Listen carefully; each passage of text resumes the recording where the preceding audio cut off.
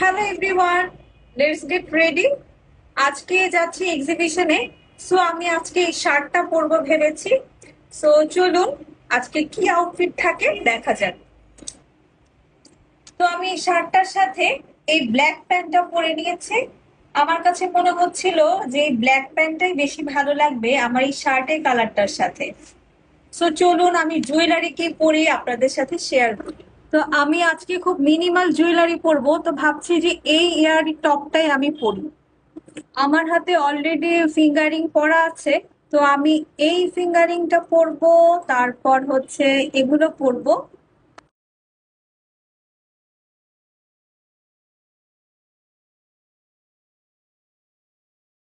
আমার all time favourite এই ব্রেসলেটটা, এটা আমি অলওয়েজ পরি। তো এটার সাথে আমি আরেকটা ব্রেসলেট নিয়ে নিচ্ছি। এই দুটো ব্রেসলেট আমার অনেক পছন্দ।